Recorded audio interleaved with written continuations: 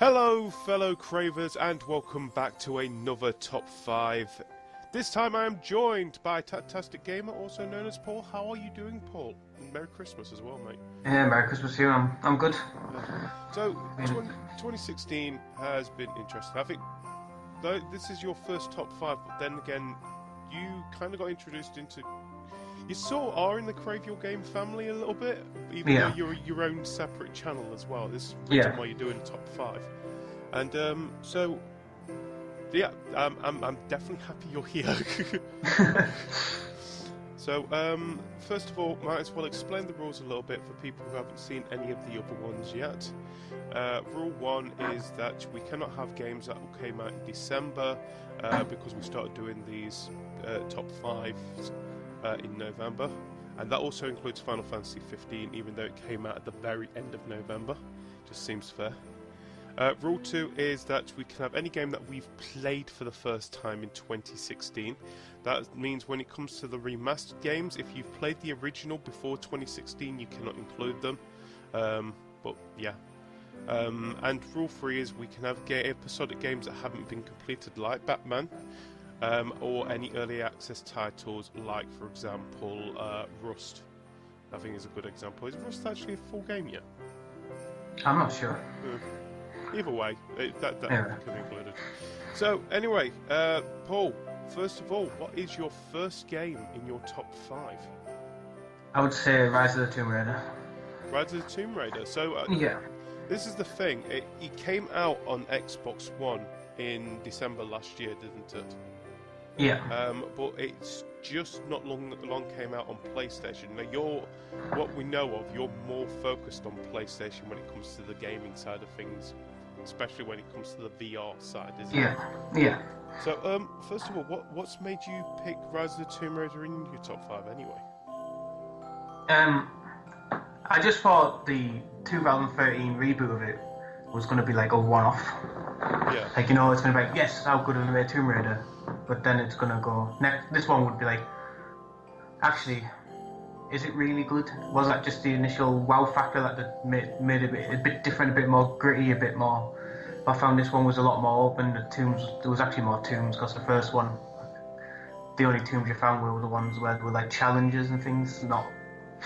So this one actually lived up to more of the name of Tomb Raider, but then again, I think it's what you would have expected from it. The original the reboot original of Tomb Raider, that was pretty much introducing us to Lara Croft when she started out her journey. So you'd expect it to be all rough and tumble. Now that we've got to the rise of Tomb Raider, we're expecting her to be a little bit more experienced, and I'm guessing this game does have that feeling to it. Now she's actually getting a little bit more into her role as an archaeologist. Yeah, she's still got the mistakes, she's still got errors obviously, but she was more experienced, and the other one was more like they're just trying to survive the fact that she's been put in that situation. Yeah. Well, this one was a bit more, she's interested in it, she wants to know what, she wants to build up doing it and things like this. She's actually putting herself in the situations itself now. Yeah.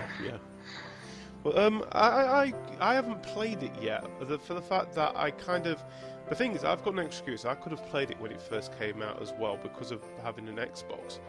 But I feel like it was more of just an injustice side of it, because I ended up playing the reboot Tomb Raider on PlayStation 4 when it came out, and I do love the reboot to it. Mainly it's multiplayer, but I think it was one of those games where, during a time where I didn't really finish that many stories, was one of those games that I definitely did. Yeah. And I'm wanting to play the Rise of the Tomb Raider if I've ever got free time to do that. So would you recommend me probably get it on PlayStation over Xbox at the moment? For the fact that you feel it's more likely going to be a more complete game, isn't it? Yeah, it's like what the reboot was on this generation. Although it was a remaster, it was like a definitive edition, wasn't it? Where with all the download content and everything, where that's what you're going to get on the PlayStation. So you're pretty much getting the Game of the Year edition, if anything. Yeah, basically, yes. Yeah, you've got everything in there. So anyway, Paul, what is your second game in your top 5? This is the one VR title I'm going to put in there. Okay. Although I've played a lot, This is one I said out. Robinson the Journey was the one I found is the best and the one I'd put into a list. Right. One thing I remember from this is that I don't know if it was on Skype or Twitter, one of them, because we speak a lot on Skype at least about VR between us. Yeah. And I remember one of the comments from it because you did what's it called? Something Lies. The one that made you sick. Oh, Here They Lie, yeah. Here They Lie. I remember your comment. The reason that you were sick from it was because it moved around too much. It was mainly for motion sickness. And Robinson's Journey, you would have expected it the same way as well, because it's a game where you do move around a lot. Yeah, you've got like the freedom of movement. It's not like fixed. Yeah, it's not like teleport, or it's a full freedom of a game. I mean, like you've got the 100% move ability in it, basically. But anyway, I'll let you explain a little bit about Robinson's Journey, because I think you're the best to explain it. So why is it, out of any of your VR games, why is that one in your top 5? It just seemed like it was a complete experience of visually you was looking around it and it like the whole thing drew you in. The environment was well made, it was well detailed, and you got a pet dinosaur. That sells me pet T-Rex. You get a pet T-Rex. That's all you need. You sold me already with a pet dinosaur. That's going to make me go out and buy a PlayStation VR just for that. Yeah, you get a pet T-Rex. Like baby T-Rex, what more do you need? Exactly. The thing is, if you want something, how do you sell it? Give us a dinosaur and we're happy. I know, to me as well, it's got like it's the longest story-driven game on there. Although it's only 4.5 hours, depending on how quick you can pick up the puzzles are put in there. Obviously, it could take longer if you've got no clue what you're doing with the puzzle. Now you say 4.5 hours for this game. Now, if a lot of people will be looking at it saying that's actually a very short time, but then again, compared to VR games, that's actually quite long, isn't it? Yeah, it's the longest story-driven experience I've had in the VR. They normally last 2-3 hours. And what I like about it as well, like I said, it didn't cause any motion sickness where I thought it would. I don't know whether it's a refresh rate or something like that causes it. Maybe. I mean, this is a full price title. This is a game by Crytek. Here They Lie is like an indie developer. Yeah. So what you've got to think is, have they got a good refresh rate on their game? Is it slightly less than what Robinson is? So maybe that's what causes it. I don't know. So you expect the Robinson's The Journey to be a little bit more polished anyway, for the fact that it is, like you said, Crytek who's behind this, an established publisher compared to an indie one where, this is what they've been focusing on, but still, you haven't got the manpower behind it like Crytek does. Yeah. But before we move on to your third game, I think this is a good point to start talk a little bit about VR anyway. So this year we've had VR has tried to take off a little bit, and I think personally myself, PlayStation is the one that is in front at the moment. So from your experience with, I think you've only got with the PlayStation VR into it. Yeah. Do you really see a future with the VR stuff? Do you see it expanding a little bit more, at least in 2017? Yeah, I think when you look into 2017, you've got a lot of AAA games that are going to start bringing, like Resident Evil. Yeah. One that I can't wait for, Ace Combat. There's not been an Ace Combat game for a long time. Yeah, wasn't that announced at PlayStation Experience? It was like a short clip of it in E3, but then the PlayStation Experience was a lot more about it. And Ace Combat games, like I said, they don't come around often, and I think they picked the right time because the dogfight type situation, like you get an Eve. I've not played Eve, but I played the demo. Yeah. That's like the thing you find VR is probably made for, is that type of game. Well, that's one thing I'm fearing about VR a little bit, is that there's going to be companies that are going to be... Now, I'm not saying that Resident Evil is doing this, not saying that Ace Combat's doing this, but I've seen it with other games already, that they're just going to use it as a gimmick, they did with the Kinect or the PlayStation Move. Yeah, I mean, the likes of Call of Duty released a free VR version, which is basically just Valkyrie, and they've just made it and chucked it out a few days before the release of Call of Duty, you get a bit, maybe people who weren't thinking of buying it will think, I'll have a go on that, and then suddenly go, oh, actually, I might as well buy the game. Although there's going to be no more VR to it than what you've just downloaded for free. Yeah, exactly. The thing is, in the end, the stuff that they are doing as a staple onto their games, the most is usually free anyway, isn't it? So you can't really complain about that. And it's not like they're not developing games just designed for VR. I think there's been a couple of good games this year that has been VR focused. Just looking at some with the Oculus and Vive, you've got Job Simulator as a good example, and Keep Talking and Nobody Explodes. That is designed for VR in the end. And like you said, you've got Robinson's The Journey, you've got Resident Evil, which is coming out next year, as well. And Ace Combat does sound like kind of fun. I'm worrying about the sickness with that one as well, but I do see a future with it as well. A little bit worried if they go and take it down the right path, if anything. Yeah, I think the other worry is with when they start releasing these AAA titles. The worry of mine is if they don't take off, Sony, the type company, and then you just go, oh, screw this, let's go somewhere. Screw this. It's like the Vita. It didn't take off, so they just sort of went.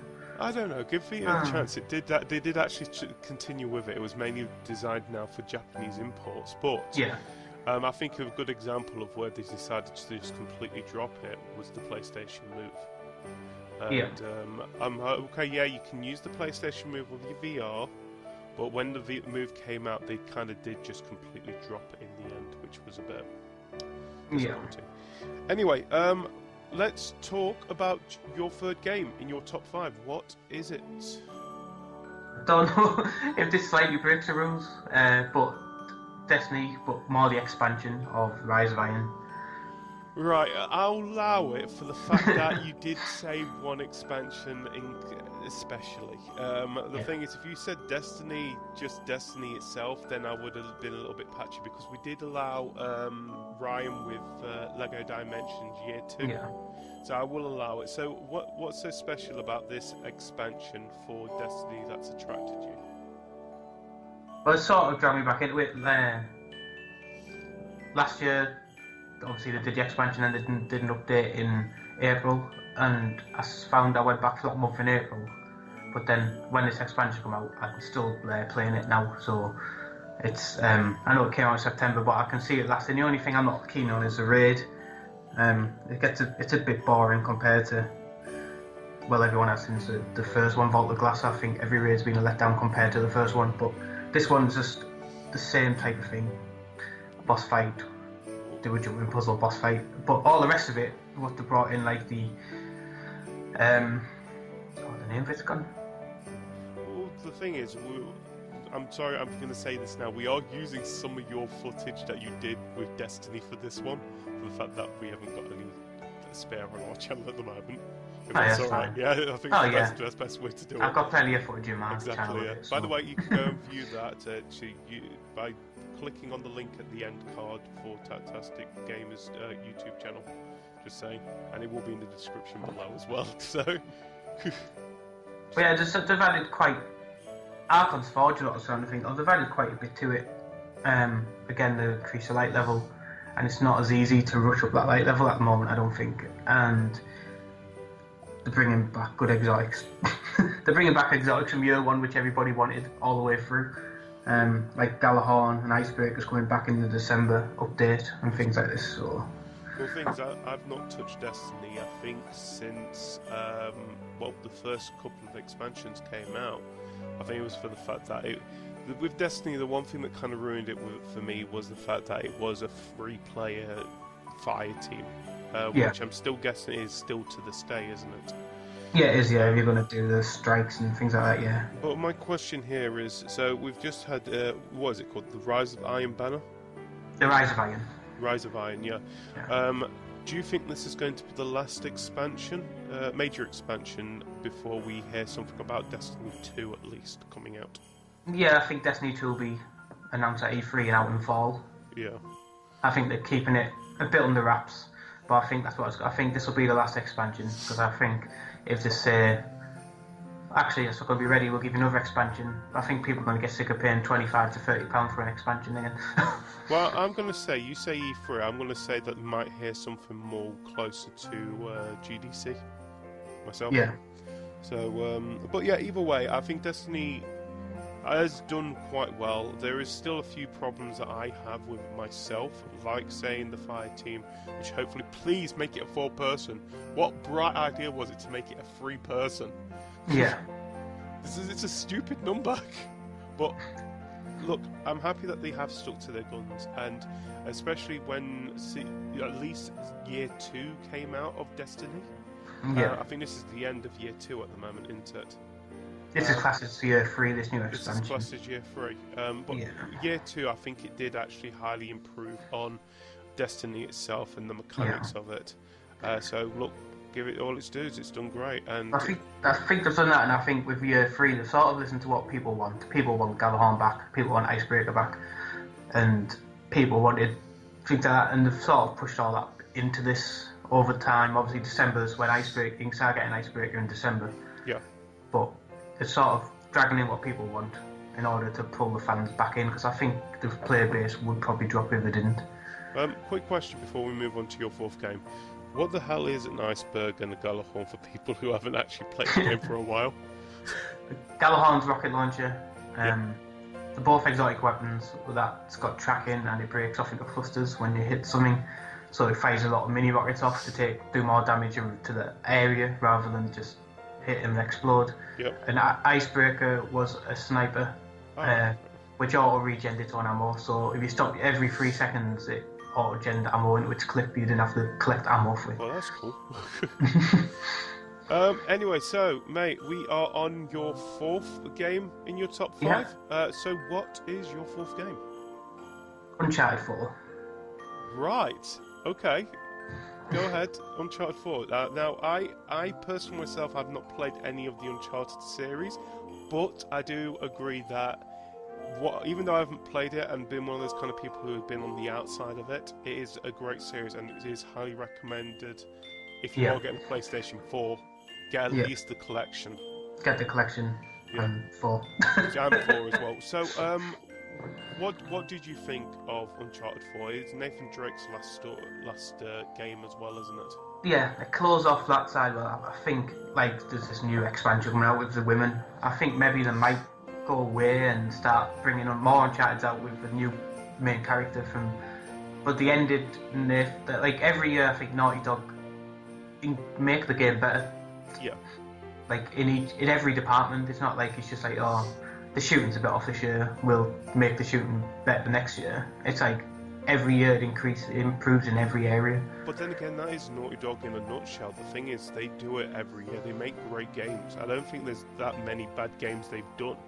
No. Just talking about Naughty Dog, they've done The Last of Us, with The Last of Us Part 2 coming out soon. Yeah. We don't know when. They didn't give us a date. No. They said they had the Uncharted series. They had Jack and Daxter. They've got Crash Bandicoot, was their original, wasn't it? Yeah. So with Naughty Dog, they are, when it comes to games, they are basically what makes PlayStation run, if anything. Yeah. I think every generation, if there's a Naughty Dog game there, it is usually one of their best games that came out for that console. Yeah. So, without doing any spoilers, for people who don't know, I know this is going to be difficult. Uncharted 4, what's so special about Uncharted 4 compared to, say, the collection itself? Like I said, it just sort of... It ties everything together, doesn't it? It sort of ties everything together. It's not like it gets to the end and you think, oh, they've actually tied it all off and finished it off perfectly. There's no well, that was a bit crap.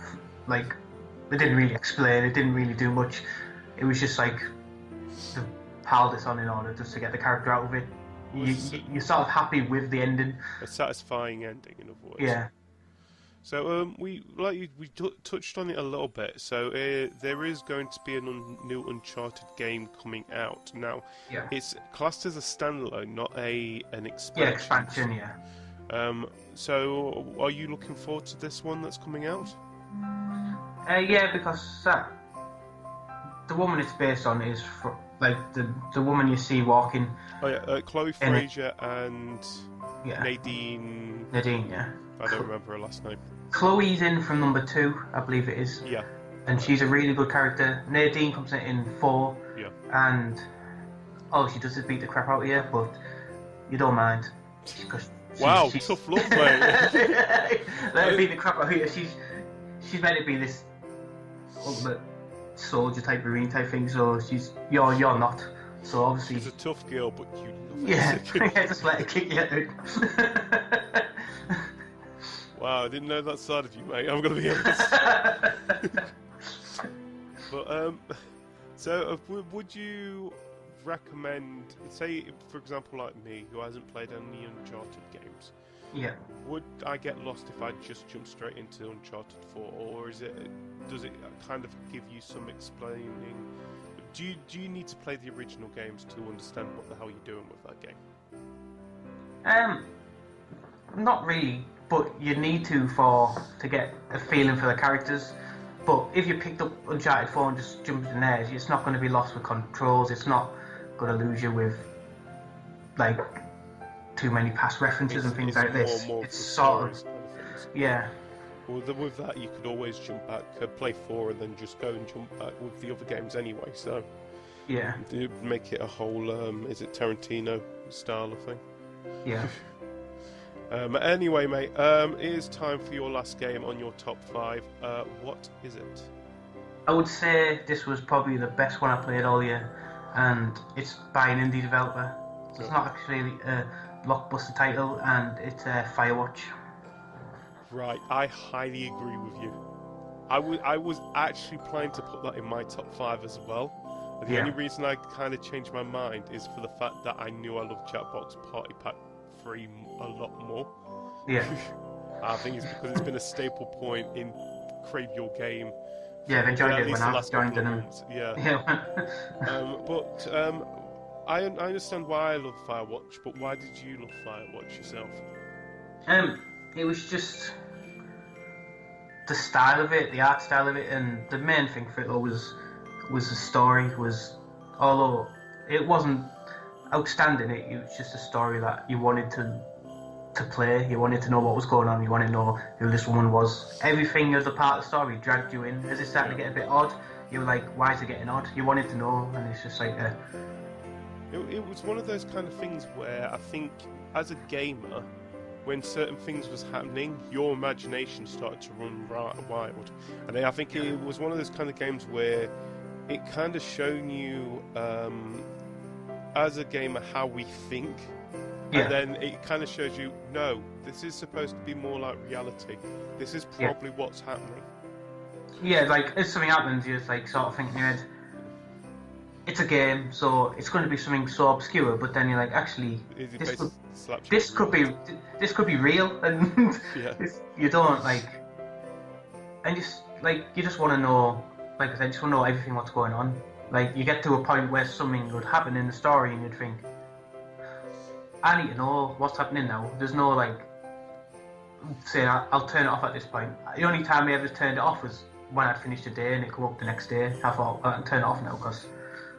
Well, I had the way of I did it. I played throughout the whole game in one sitting, and I ended up playing it on PlayStation as well when it first came out. I think I was technically given the code because I was supposed to be doing a stream for it anyway. Yeah. But I think I've been given other games which I know I felt it's all right. I'll still play it, but I think this was one of those kind of games where I did actually highly enjoy playing it myself. Yeah. I think it was, like you said, the atmosphere kind of sucked me into it. And if people don't know what this game is, you are playing. You're playing as a Firewatch, a fire ranger in this park. I don't remember what the park's name was called. Your name is it Hank or Henry? Henry, but and then you're speaking to this other lady who you don't see. You're only talking to her through radio. I think she keeps calling you Hank, doesn't she? I think so. Yeah. Yeah. You sound like a Hank. Oh yeah, so yeah, you sound like a Hank, yeah. Yeah. And you basically just play it, and it's America, so it is constantly, you are expecting some kind of fire. Why you've got a fire ranger team there in the first place, you're watching out for fires. And well, I ended up calling my fire, I don't know if you got the choice, but it ended up being called Flapjack for me. I call mine Flapjack. I think you got, I'm not sure if you got a pick, but I called it, no you did, didn't you? I chose the Flapjack fire. I called it the Flapjack Fire as well. Yeah. But either way, we both highly recommend, if you do get a chance, it is available on Xbox One, it's also available on PC and PlayStation 4. If you get a chance, go and play the game. It is a good sit down for at least 4 or 5 hours. Yeah. A great story. And we highly recommend go and have a go at it.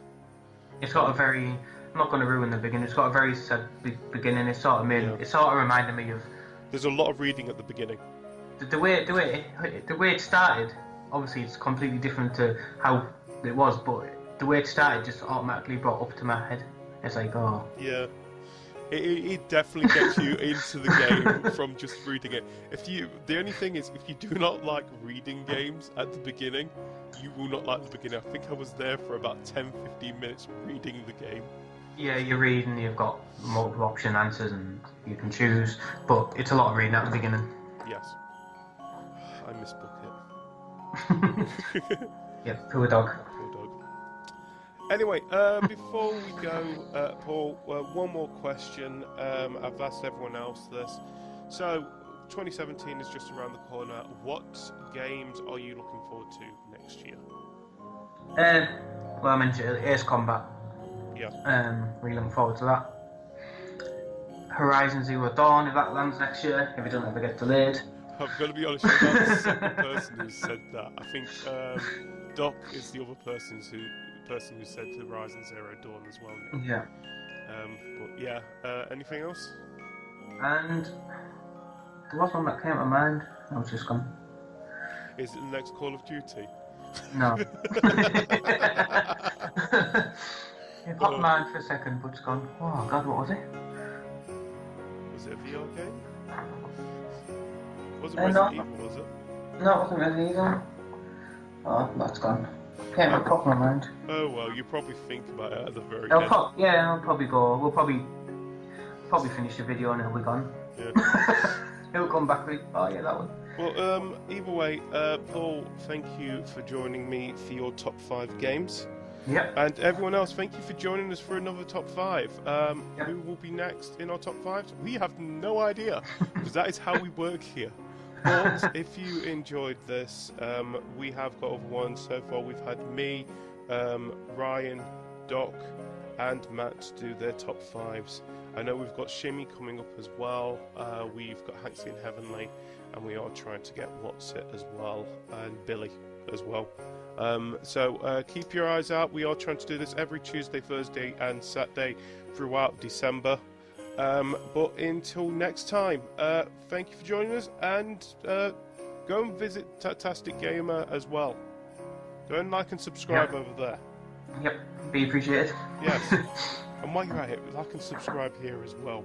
Just saying. Yeah, definitely. Yeah, definitely. But thank you, and Merry Christmas and a Happy New Year to everybody. Yep, same. Merry Christmas, Happy New Year, everyone. Yep. See ya. See you later.